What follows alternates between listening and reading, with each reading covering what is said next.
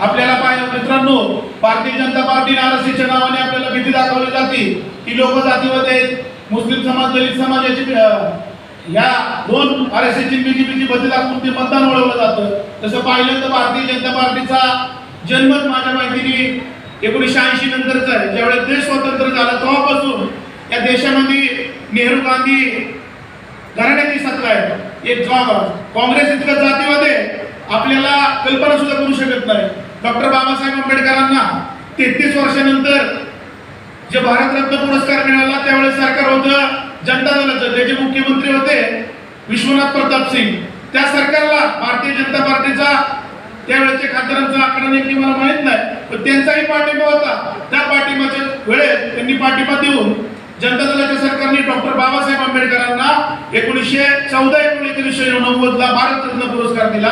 त्यावेळेस काँग्रेसचं सरकार नव्हतं. यावरून काँग्रेस किती जातीवादी आपल्या लक्षात आले पाहिजे. डॉक्टर बाबासाहेब आंबेडकरांचा पहिल्या लोकसभेमध्ये उत्तर मुंबईमधून 1951 मध्ये डॉक्टर बाबासाहेब आंबेडकरांचा पराभव काँग्रेस पक्षाचे उमेदवार नारायणराव केजरीवाल केला. ते काँग्रेसचे उमेदवार होते. त्यावेळेस राखीव मतदारसंघातून तुमचे आमचे उद्धारकर्ते डॉक्टर बाबासाहेब आंबेडकर तर उभं राहिले. ते काँग्रेसचे त्या काळचे प्रांताध्यक्ष सखा पाटील यांनी सांगितलं होतं डॉक्टर बाबासाहेब आंबेडकर राखीव मतदारसंघातून उभं राहिले तर आम्ही त्यांच्या विरोधात काँग्रेसचा उमेदवार देणार नाही. पण हे लबाड लोक आहेत काँग्रेसचे, त्यांनी उमेदवार दिला नारायणराव केजरीवालांना उभा करून. महामानव डॉक्टर बाबासाहेब आंबेडकरांनी जे तुम्हाला आम्हाला संविधान दिलं, त्या नारायण केजरीवालांना बी संविधानामुळे राखीव जागेत उभा होता आलं. बाबासाहेबांचा काँग्रेसनी उत्तर मुंबईमधून 14,000 मतांनी पराभव केला. हे जातीवादी काँग्रेस ही लबाड काँग्रेस आहे. आपल्याला बीजेपीच्या नावाने भीती दाखवली जाते, पण काँग्रेस देश स्वतंत्र झाल्यापासून काँग्रेसच्या हातात सगळा सत्ता झाली. तुमचा आमचा विकास झालाच नाही.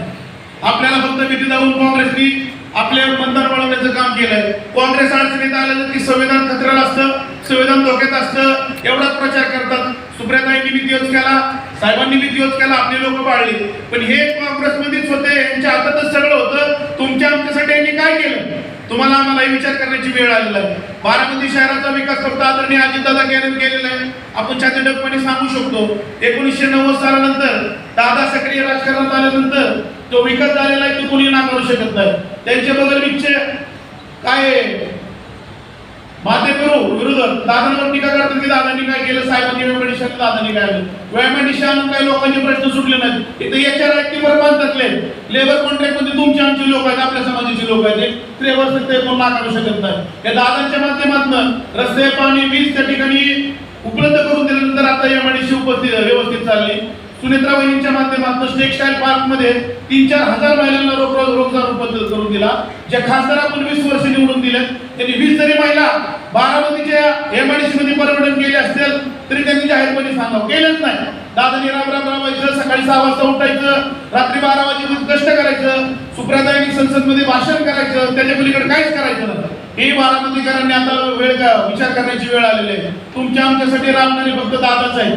त्या मागासवर्गीय भागाचा विकास दादाच करू शकतात. या ठिकाणी आंबेडकर वसाहती भरपूर पूर्ण झालेला आहे. प्रतिमानगर असेल, सुहासनगर असेल, अलीकडे इंदापूरचा भाग आहे, पंचशील नगरचा काय भाग आहे, माझा लोकशाहीर अण्णाभाऊ साठे नगर आहे, त्या भागाचं घरकुल करणं काही तितकंच महत्वाचं आहे. हे दादाच करू शकतात. ती तुम्हाला आम्हाला सर्वांनाच माहित आहे. येणाऱ्या काळात निवडणुकीमध्ये कुठल्याही मुद्द्याला बळी न पडता आपल्या सर्वांनी तुम्ही आम्हाला निवडणुकीत उभे ही निवडणूक आपण जर हातात घेतली तर निवडणूक जिंकणं काही अवघड गोष्ट नाही. आणि दादांचे हात बळकट करण्यासाठी 20 तारखेला घड्याळासमोर बटन दाबून जास्तीत जास्त गेल्या वेळी दादा 1,65,265 मताच्या लीडनी निवडून आले. यावेळेस तर दादांनी ज्या पाठीमागच्या टर्ममध्ये जेवढी कामं झाली नाही 2.5 वर्षाच्या या काळात 2.5 वर्ष तर कोविडमध्येच गेले. 2.5 वर्ष दादांना काम करण्याची संधी मिळाली. त्या 2.5 वर्षाच्या काळात तुमच्या आमच्या विकासासाठी, बारामती शहराच्या विकासासाठी, तालुक्याच्या विकासासाठी 9,000 कोटी रुपये दादांनी आणले. येड्या कामाचं काम नाही बंधू, हे फक्त दादाच करू शकतात. बोलणं सोपं असतं, टीका करणं सोपं असतं, पण हे दादानीच केलं आणि दादाच करू शकतात. त्याचा सारखं आता हे येतील तुम्हाला आम्हाला भावनिक करतील, बाबासाहेबांच्या बद्दल चुकीच्या गोष्टी सांगतील, संविधानाच्या बद्दल चुकीच्या गोष्टी सांगतील. डॉक्टर बाबासाहेब आंबेडकरांनी लंडन मध्ये शिक्षण घेतलं. त्या ठिकाणी जे बाबासाहेब आंबेडकर राहिले त्यांचा ठिकाणी त्यांचं वास्तव होतं. त्या ठिकाणी बाबासाहेबांनी अभ्यास केला. त्या ठिकाणी सुद्धा भारतीय जनता पार्टीच्या सरकारमध्ये त्यांनी आपल्याला या देशाला विकत घेऊन दिलेलं. हे काम बीजेपीनेच केलेलं, काँग्रेसने काहीच केलेलं नाही. ही काँग्रेस म्हणजे नेहरू गांधी एक नंबरचं लबाडकारण आहे. तुम्हाला आमचं शोषण हे गांधीनेच केलेलं आहे. आणि येणाऱ्या काळात आपण जर विरोधी उमेदवाराला मत देऊन आपलं मत वाया घालवणार असाल हे चुकीचं आहे. आपण कुणाला जरी मत दिलं ते उद्धव ठाकरेंना मत जाते. उद्धव ठाकरेंच्या पूर्वजांनी काय केलं, मराठवाडा नाम विस्ताराच्या वेळेस तुमच्या घरात नाही पीठ, तुम्हाला कशाला पाहिजे विद्यापीठ? मानणारे येत होते ना, येत होते ना. त्यावेळेस मराठवाडा 27 खून झाले. माझा माधव माधव जो नामांतरासाठी पहिला शहीद झाला परशुराम कांबळे, त्यांचे हातपाय कट करून त्याला जिवंत जाळण्यात आलं. अनेक आया बहिणींच्या आबऱ्या लुटल्या गेल्या.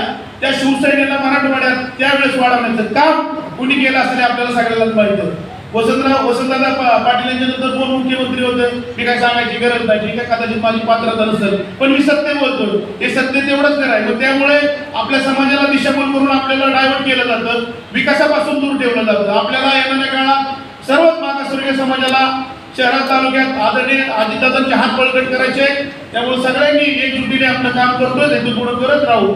आणि सारखं हे टीव्ही चॅनल सुद्धा मॅनेज केलेत. आम्हाला डिबेटला बोलवतात तर निम्म्यात आम्ही दादांचं मी कसं सांगितलं की माहिती सुरू घ्यावी, पुढचं बोलून देत नाही. फक्त पाण्या बोलायचं झालं तर खडकवासल्यातनं पुस्तकीपर्यंत बोगद्यातून पाण्यातून आपल्याकडे ब्रिटिश काळापासून आपल्या शिरसुपळचा तलाव आहे. त्या तलावात आणून तिथून जाणायला पाणी वळवण्यासाठी दादांनी 2-2.5 कोटीची तरतूद 3 ऑक्टोबरलाच केलेली आहे. ते आज का आपण कदाचित सांगायला आपल्या ग्रामीण भागातल्या लोकांना कमी पडतो. ते योजना झाल्यानंतर या ठिकाणी पाण्याचा प्रश्नच राहणार नाही. विरोधकांकडे विकासचा मुद्दाच नाही. गदारी गेली, आमचं गेलं, तमचं गेलं. आता